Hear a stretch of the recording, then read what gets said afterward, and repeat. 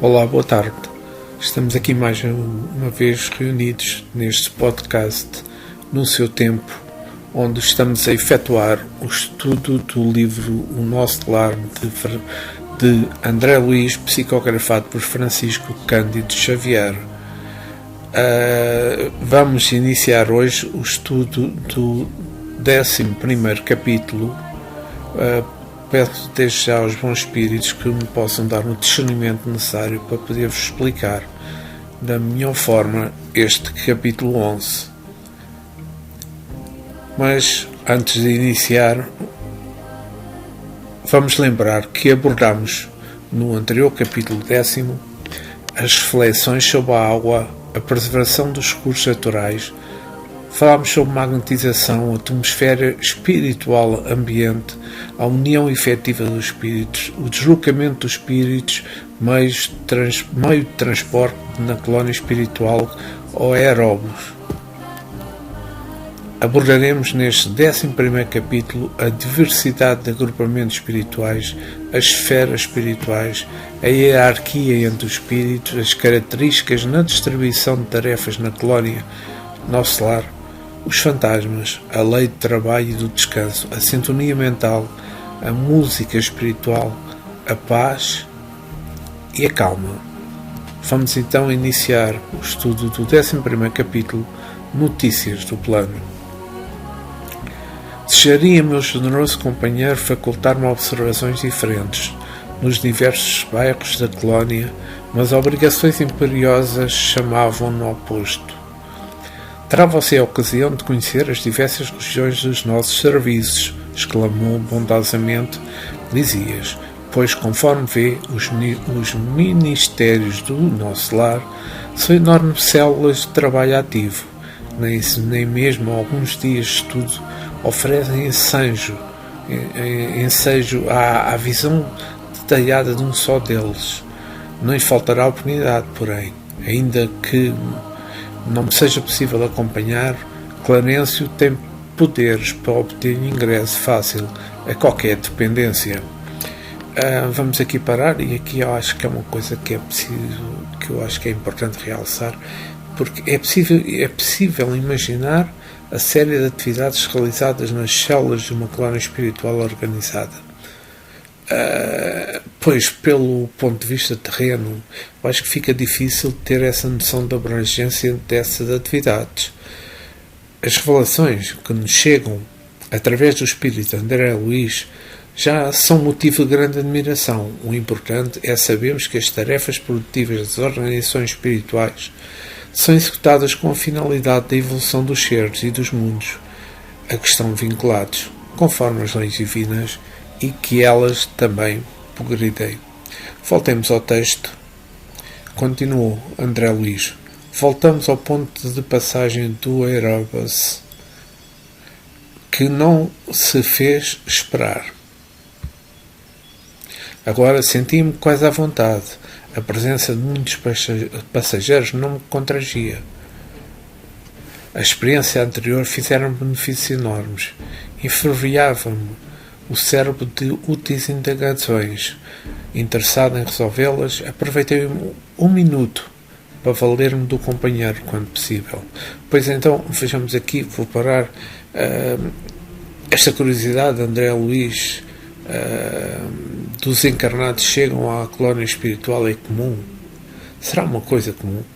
Bem, da maneira que recém-chegados procuram informar-se sobre as organizações de uma cidade terrena, os espíritos que se interessam em desbravar os horizontes desse novo plano de experiências são esclarecidos e assistidos com em excursão de instrução e de cursos.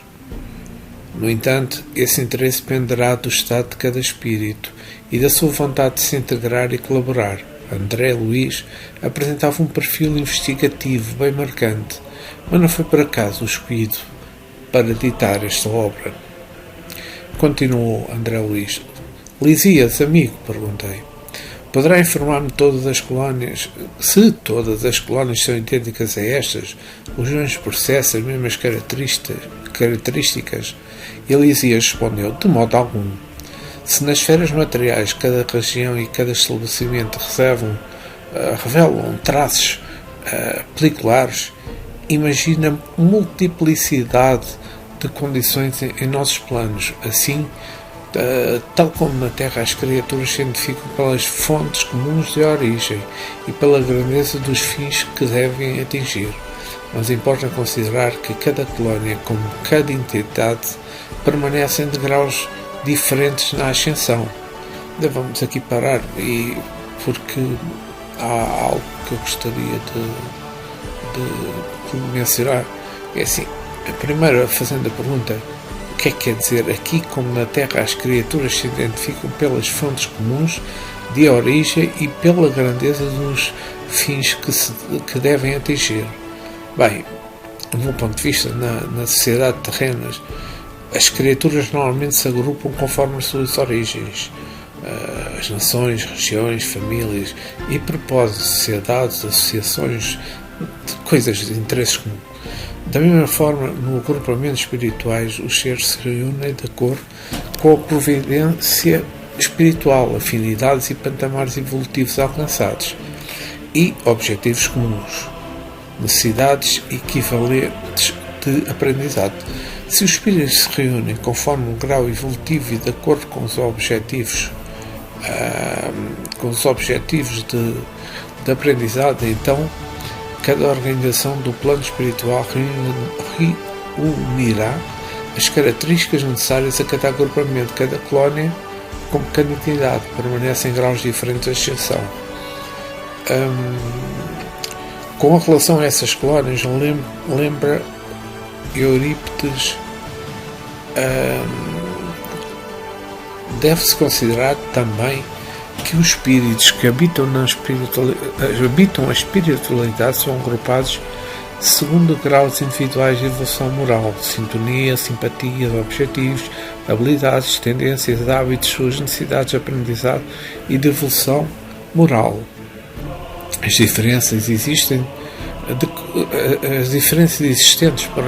decorrem da diversidade, não só da forma de expressão humana para registrar acontecimentos quase sempre adulterada de interferência pessoal, mas principalmente em razão da cultura dos diversos povos que seja ao longo da história, além dos fundamentos de corrente e de pensamento.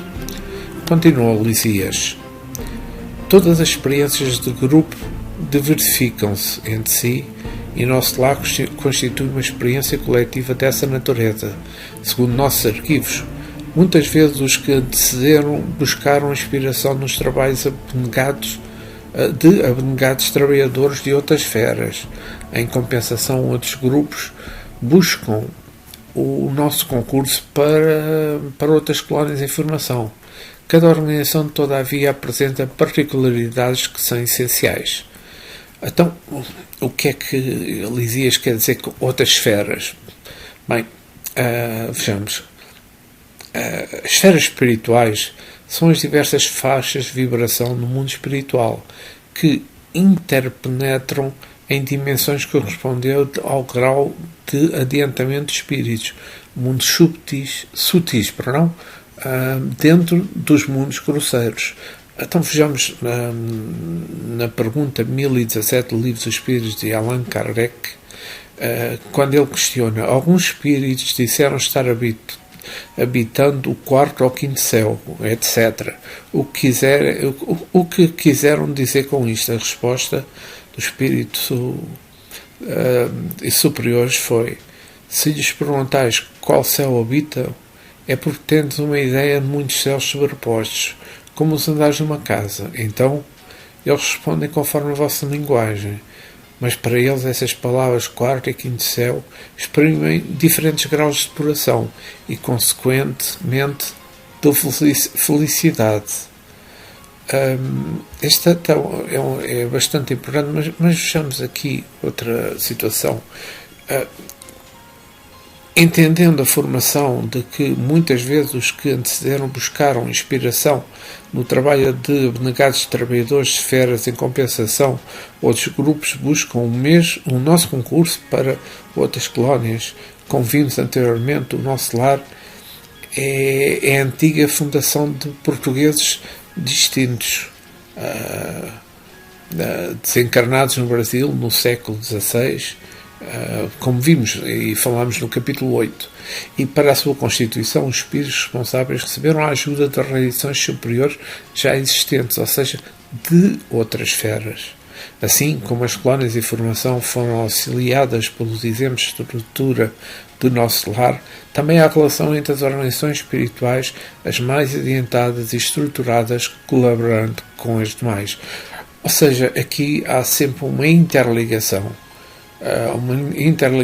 para o desenvolvimento, para o crescimento da própria colónia espiritual, seja essa colaboração, ou seja, ela será quase sempre através de esferas superiores que ajudam as esferas inferiores a se desenvolverem.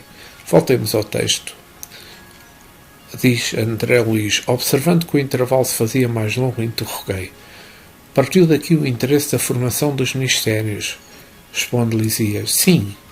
Os missionários da criação do nosso lar visitaram os serviços da Alvorada Nova, uma colónia espiritual mais importante, uma das colónias espirituais mais importantes que nos convizinham, e aí encontraram a divisão por departamentos. Adotaram o processo, mas substituíram a palavra departamento por ministério, com exceção dos serviços regeneradores, que somente o governador atual conseguiram elevar. Assim procederam, consideraram que a organização de ministérios é mais expressiva com definição de espiritualidade. Mas o que é que aqui, para o texto, e há aqui uma questão que eu acho importante: o que é que apresenta este auxílio entre colónias espirituais? Bem, quase como já na outra parte que interrompi do texto que falei, o amparo divino na vida espiritual atua de várias moradas organizadas em épocas de espíritos benfeitores. Essas pousadas espirituais apresentam patamares vibratórios diversos, atendendo à necessidade dos encarnados de acordo com as suas características evolutivas. E, apesar da separação aparente, todas elas estão interligadas fraternalmente pela unicidade dos princípios, o amor e Deus. Eu agora queria aqui só salientar da Alvorada Nova de Abel Glaser pelo espírito Kaibar Schultel.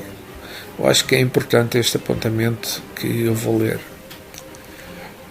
Alvorada Nova, a colónia da espiritualidade coordenada por Kaibar Schultel, é sede desse encontro onde seus 42 conselheiros são reunidos, decidindo o destino e a programação das atividades.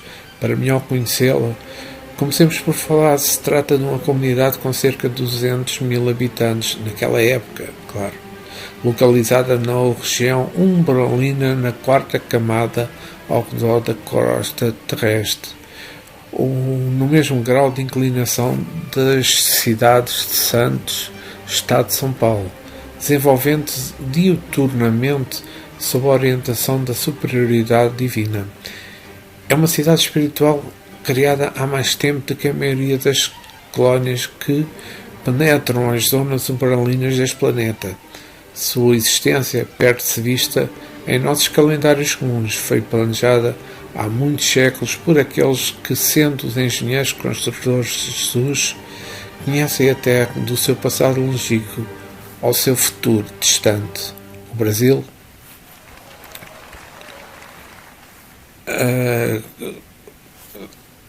agora peço imensa desculpa, saltei. O Brasil nem mesmo existia na fase do globo e a Alvorada Nova já estava fixando os seus primeiros alicerces através dos trabalhadores de Cristo, que sabiam da destinação do nosso país como pátria do Evangelho, tendo ciência da importância da sua localização nas camadas ao redor, vibratórias ao redor do planeta, tendo conhecimento de que Khaybar Schutel vem desenvolvendo aí desde o seu retorno ao mundo espiritual relevante trabalho, contando com as tarefas com inúmeros trabalhadores encarnados e encarnados.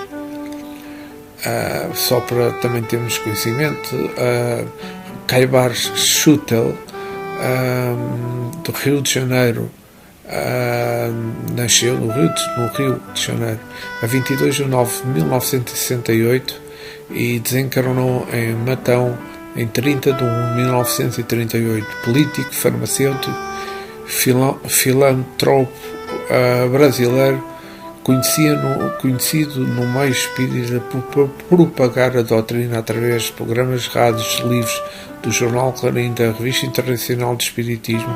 Foi consagrado em Matão com o título do Pai dos Pobres por fornecer remédios gratuitos aos carentes e utilizar a sua própria casa para acolher doentes. E, muito bem, acho que foi um esclarecimento muito bom. E voltemos ao texto. Continuou André Luís. Muito bem, acrescentei. E não é tudo, prosseguiu o enfermeiro atencioso. A instituição é eminentemente rigorosa no que concerne à ordem e à hierarquia.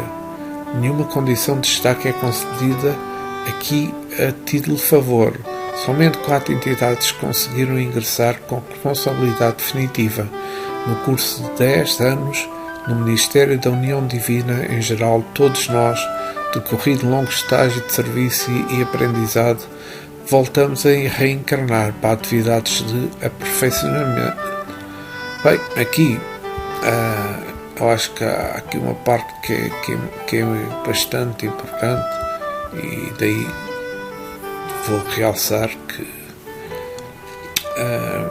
somente o merecimento através do progresso moral e intelectual individual conquistada nas diversas experiências encarnatórias e errantes, só assim é que os espíritos assumem posições de hierarquia na colónia.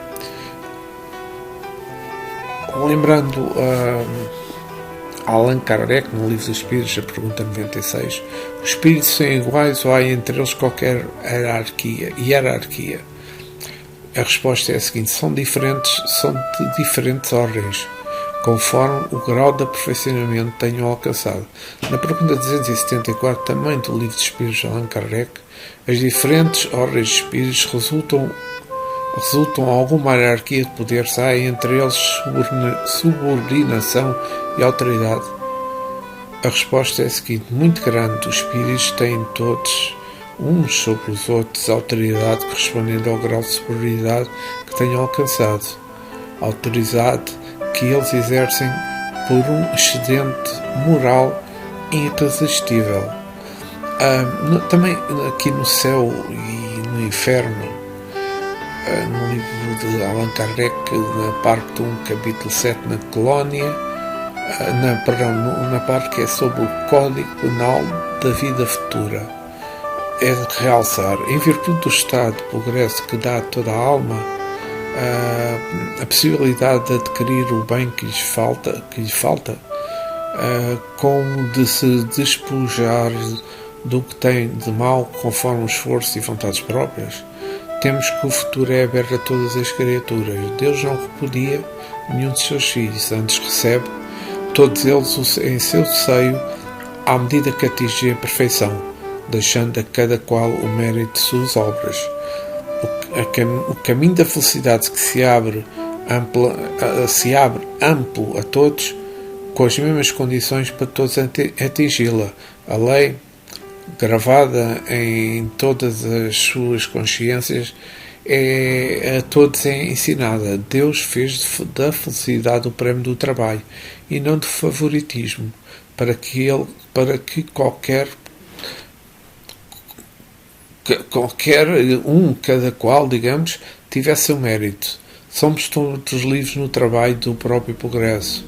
E o que muito e depressa trabalha, mais cedo recebe a recompensa.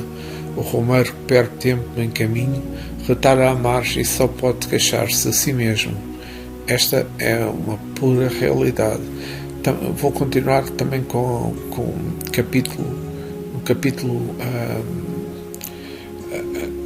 capítulo 3 do Céu e Inferno, em que se fala sobre o céu.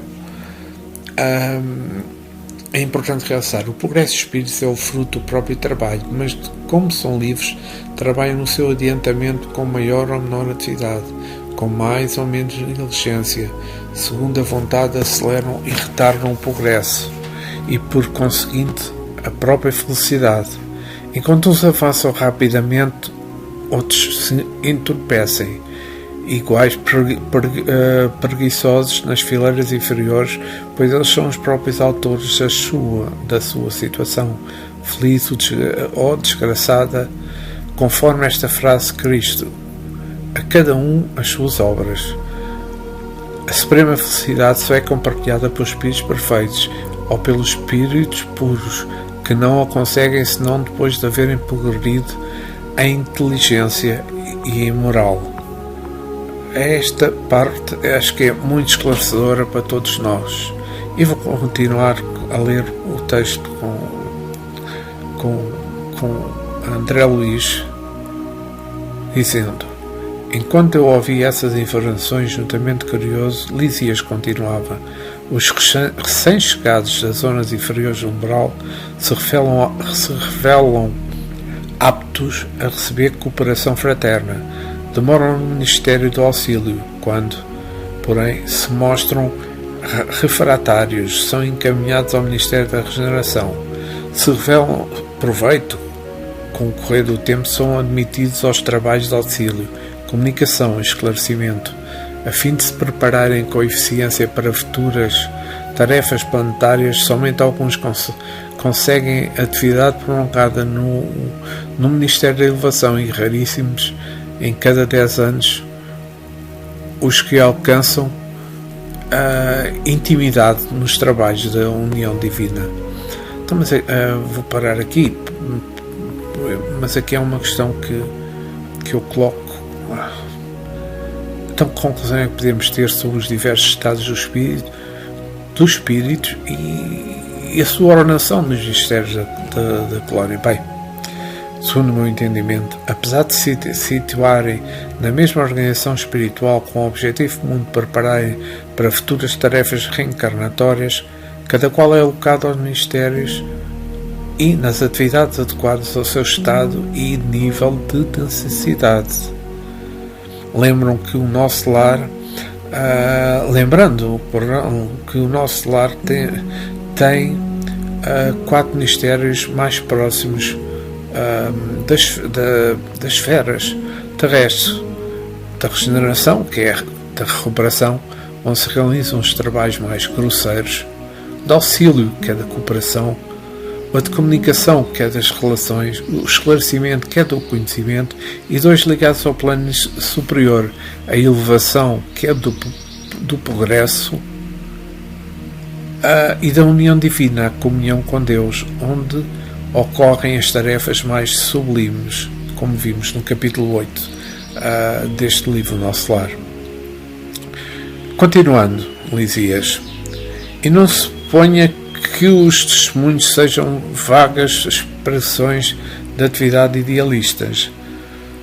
Já não estamos nas esferas do globo onde o desencarnado é promovido compulsoriamente a fantasmas. Vivemos em círculo de demonstração ativa.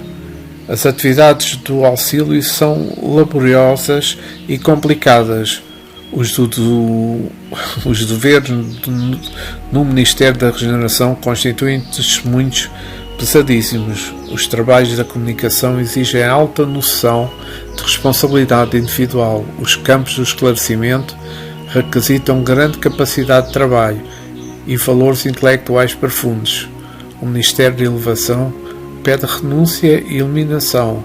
As atividades da União Divina requer conhecimento justo e sincera aplicação do amor universal. Bem, peço já, primeiro vou interromper o texto, por outro lado peço desculpa, mas o meu cantário decidiu cantar com toda a força. Espero que não esteja a influenciar este estudo. Mas como é que nós podemos ver as exigências e características do serviço de cada Ministério da Colónia? Bem, fechamos. O da restauração constituem testemunhos pesadíssimos, extremamente cansativos e que exigem grande equilíbrio. O da auxílio, tarefas laboriosas e complicadas, difíceis, trabalhosas, que exigem grande esforço e complexas, com muitos elementos em diferentes aspectos. O da comunicação, alta noção da responsabilidade individual, cuidados, compromisso, seriedade e discernimento. O do esclarecimento, a grande capacidade de trabalho e valores intelectuais profundos. É com uma extrema dedicação e alto grau de conhecimento. A de elevação, renúncia e eliminação, é a abdicação de si mesmo, a resignação e compreensão elevada. A da união divina, conhecimento justo e sincero aplicado ao amor universal, coerência superior, suprema bondade e benevolência. Então, mas porquê? Porque na esfera do globo, o desencarnado é promovido compulsoriamente a fantasma. Bem, só acontece por desconhecimento ou incompreensão sobre a essência imortal dos espíritos encarnados e desencarnados. Na Terra, diversas filosofias ainda retratam com ideias distorcidas os seres espirituais que se manifestam, transformando esses irmãos de jornadas em assombrações, muitas vezes até consideradas diabólicas, cujo destino é exclusivamente a perseguição aos vivos. Allan Kardec, no Livro dos Espíritos, na questão 1009, ele tem a seguinte resposta: a ideia de inferno, com as suas fornalhas ardentes, suas caldeiras ferviantes, pode até ser tolerada num século de ferro, mas atualmente não passa mais do que um fantasma imaginário, quanto muito para amedrontar criancinhas, e no qual elas mesmas não acreditam mais quando crescem. Insistir nesta mitologia assustadora é incentivar a incredulidade mãe de toda a organização social. Aqui está uma coisa que é muito clara, este apontamento de Allan Kardec, mas vejamos também na Revista Espírita de julho de 1860 sobre os fantasmas, o que está mencionado. Bem, a crença nos fantasmas é universal. Evidentemente se afunda na instituição da existência dos espíritos e na possibilidade de comunicação com eles. A esse título, todo espírito que manifesta a sua presença, seja por escrita de um médium ou simplesmente batendo numa mesa, seria um fantasma. Mas esse nome quase sombrio geralmente é reservado para os que se tornam visíveis. Sabe-se que os espíritos podem manifestar à vista, mesmo em forma tangível. Eis o que é real. Mas o que é fantástico? São os acessórios, o medo que tudo exagera, normalmente acompanha esse fenómeno de si tão simples, a qual se explica uma lei muito natural. Consequentemente, nada tem maravilhoso ou diabólico. O espírito ensina que os espíritos podem mostrar-se em todos os lugares. O espiritismo ensina que todos os espíritos podem mostrar-se em todos os lugares. a qualquer hora do dia ou da noite, e em geral o fazem com a aparência que tinham em vida, a vida, neste caso, vida terrestre, e só a imaginação criou fantasmas que aparecem longe de ser temidos. Na maioria das vezes são parentes ou amigos que se vêm juntar a nós por afeição aos espíritos infelizes que temos de auxiliar. Também são, algumas vezes, zombeteiros do mundo espiritual que se divertem à nossa custa e se riem do medo que causam.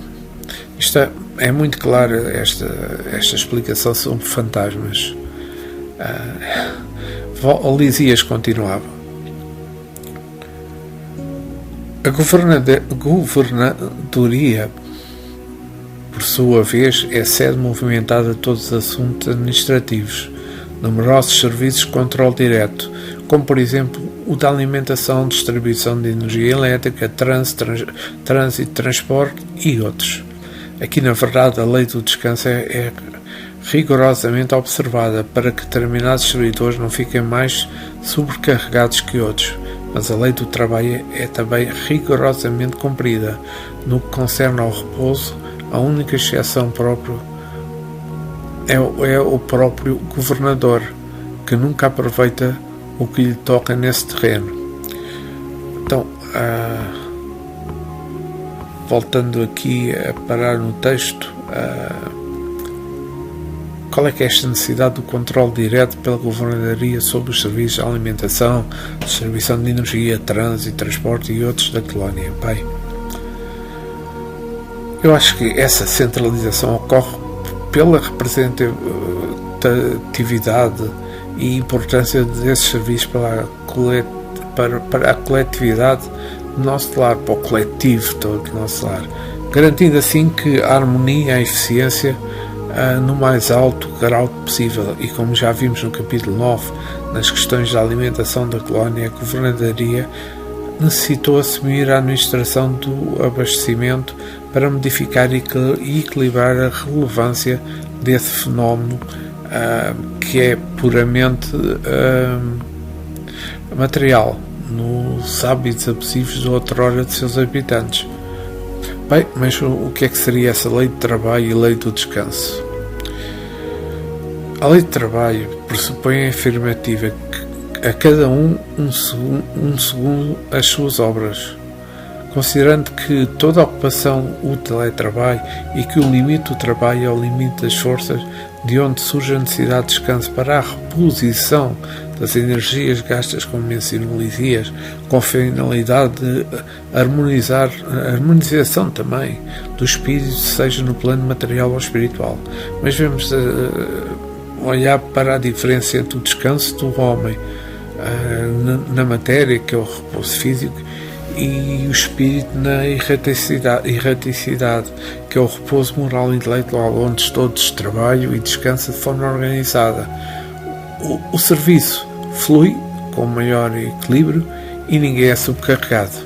Bem, aqui no livro dos Espíritos, nas questões 674 e 75, menciona Kardec: o trabalho é a lei da natureza, por isso mesmo que constitui uma necessidade. O espírito trabalha, assim como o corpo. Toda ocupação útil é trabalho. Também na pergunta 678 de Allan Kardec, no livro dos Espíritos, nos mundos mais aperfeiçoados o homem está sujeito à mesma necessidade de trabalho, e a resposta que recebeu foi a seguinte: a natureza do trabalho é relativa à natureza das necessidades. Quanto menos as necessidades são materiais, menos material é o trabalho. Mas não deduzam daí que o homem se conserve inativo e inútil. A desocupação seria um suplício em vez de um benefício. Também na questão 682, sendo uma necessidade para todo aquele trabalho o repouso, não é também uma lei natural? Uma lei natural da natureza, queria dizer. A resposta é a seguinte: sem dúvida, o repouso serve para a reparação das forças do corpo, e também é necessário para dar um pouco mais de liberdade à inteligência, a fim de que se eleve acima da matéria. Na questão 683, qual o limite do trabalho? Questiona Allan Kardec. O das forças, em suma, a esse respeito, Deus deixa inteiramente livre o homem. Também na questão 254, sobre o cansaço e a necessidade de repouso, e eles, os espíritos, sentem?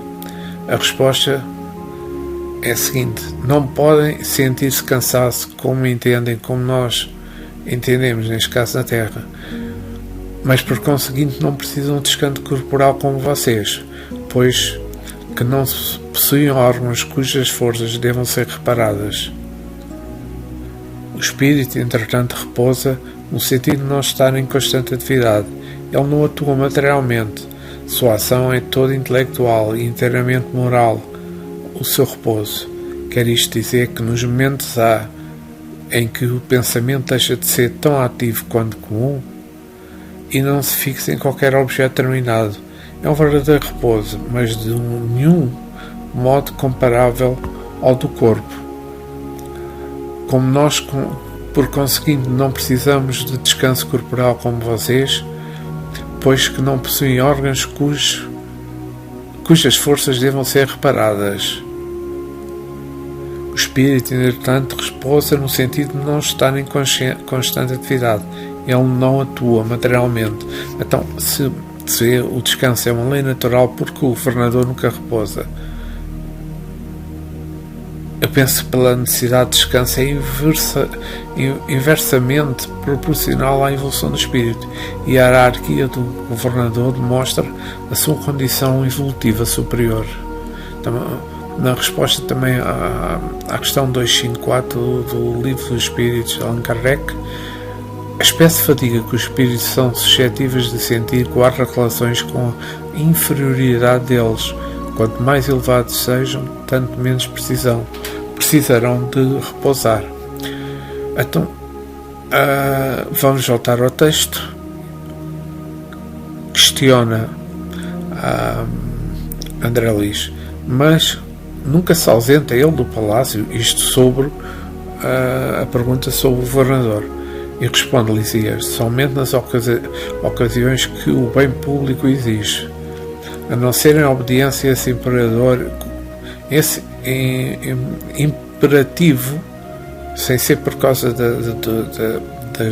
do bem público exigir, o governador semanalmente vai ao Ministério da Regeneração, que representa a zona de nosso lar onde há maior número de perturbações, dada a sintonia de muitos dos seus abrigados com os irmãos do umbral. Numerosas multidões de espíritos desviados ali se encontram recolhidos. Aproveita ele, pois, tardes de domingo, depois de orar com ansiedade no grande templo da governadoria, para cooperar com os ministérios da regeneração, atendendo os difíceis problemas de trabalho. Nessa atividade priva-se às vezes das alegrias consagradas, amparando a desorientados e sofredores. Extremamente importante trabalho do governador. Então, mas eu questiono como é que é possível permanecer a sintonia de muitos abrigados do Ministério da Regeneração na colónia com os irmãos do umbral. Mas eu acho que, apesar dos espíritos se situarem em ambiente vibratório de acolhimento, suas mentes ainda em perturbação continuam vinculadas a outros espíritos que permanecem no umbral denso, em decorrência de sentimentos de culpas, obsessões, várias situações. Afinal, não há limite de marcatórios para a sintonia mental.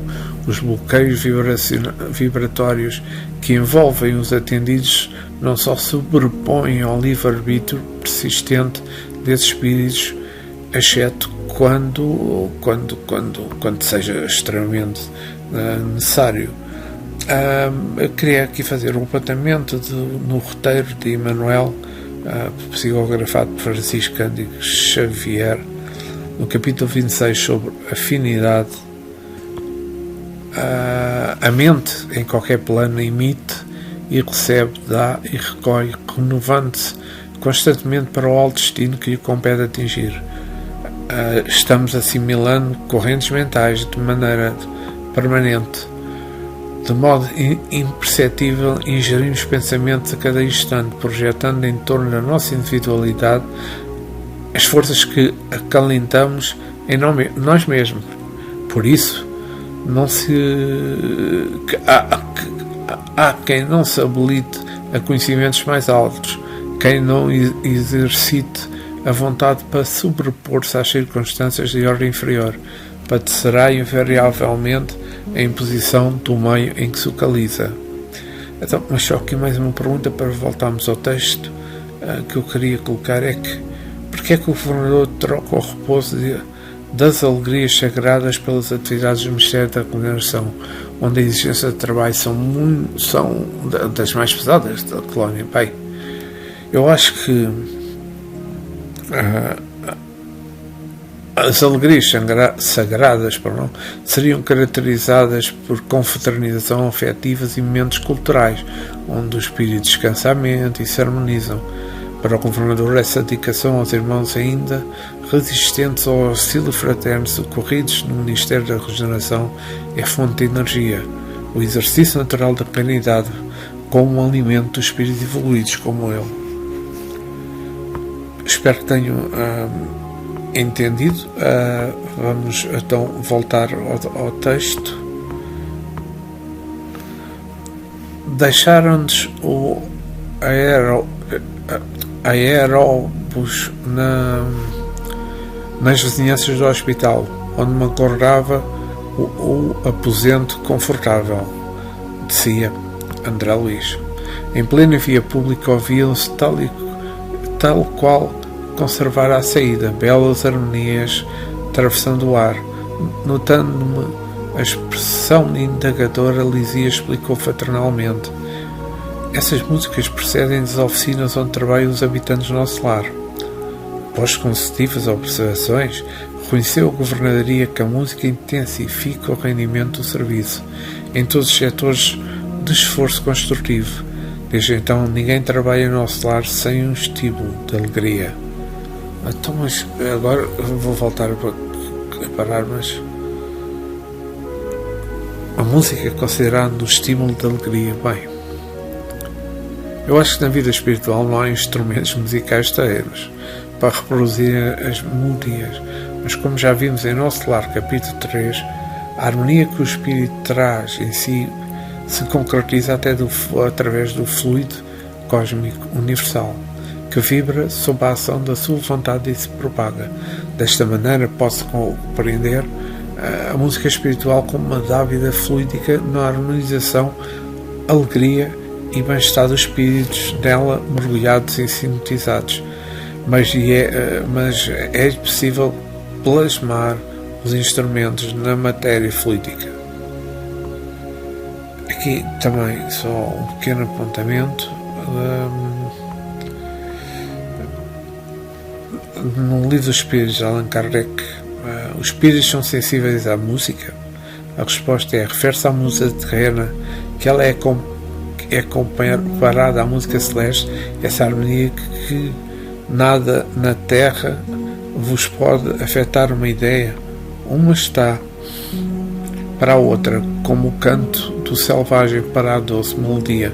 Não obstante, os espíritos vulgares podem experimentar certos prazeres ao ouvir a vossa música, porque não lhes é dado ainda compreenderem outra mais sublime. A música possui infinitos encantos para os espíritos, por terem eles muito desenvolvidas as qualidades sensitivas.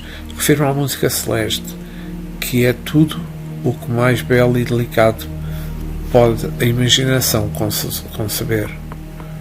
E vamos para a última parte deste 11º capítulo. Nesse ínterim, porém, chegaram-nos à portaria.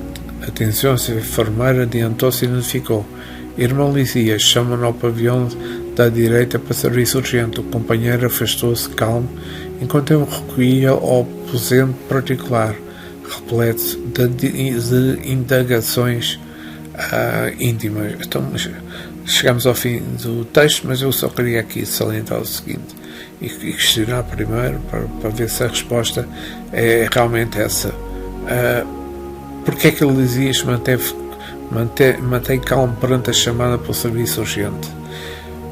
Eu acho que a sua assistência experiente a espíritos necessitados de equilíbrio e de paz, Elisias compreende que o seu papel como ferramenta de equilíbrio e paz, dessa necessidade que eles têm de equilíbrio e paz, com a segurança dos que já conquistaram o seu mundo íntimo na batalha das emoções e que têm consciência do comando divino sobre as quais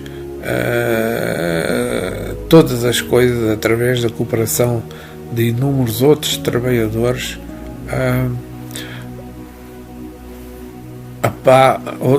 de outros trabalhadores, só queria aqui mencionar no livro A Calma de psicografado de Francisco Grande Xavier, do Espírito de Emmanuel, onde está mencionado que a paz em nós não resulta de circunstâncias externas, mas sim da nossa tranquilidade de consciência, o dever cumprido e é preciso notar que o dever cumprido é fruto da compreensão. Compreendamos que somos colocados uns à frente dos outros a fim de aperfeiçoarmos. Quando nos esquecemos de que a eficiência não se harmoniza com a pressa, mas não se fará vista sem apoio de diligência. Sabemos que nada sucede sem permissão da divina providência, mas todos somos chamados a cooperar com a providência divina que nos consente a liberdade de atuar nos acontecimentos cotidianos, em nossa condição de espíritos responsáveis. Saibamos desviar da nossa influência pessoal o que seja claramente necessário à sustentação da paz no campo dos outros. Um belo apontamento do livro Calma de Emmanuel. E assim terminamos. Possivelmente esta semana ainda voltarei a postar mais um podcast, que será, neste caso, o 12º capítulo. Contudo, quero agradecer desde já aos bons espíritos que me auxiliaram e deram discernimento para este estudo e agradecer a vós também pela companhia, não só de todos aqueles que vão ouvir o podcast, mas também dos espíritos que se encontram ao meu redor quando eu faço esta leitura, este estudo. Muito obrigado a todos, que Deus esteja convosco. Até um dia destes.